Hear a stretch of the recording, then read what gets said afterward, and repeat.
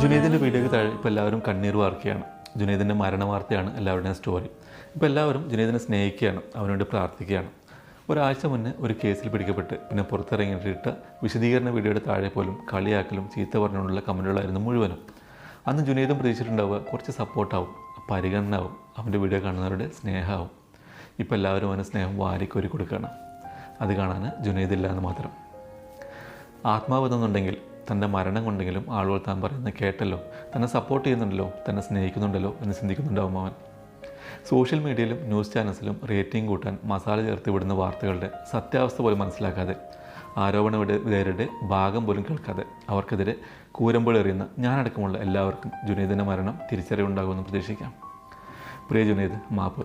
ജീവിച്ചിരിക്കുമ്പോൾ ഒരുപാട് പരിഗണന നീ ആഗ്രഹിച്ചെങ്കിലും അതാരും തന്നില്ല.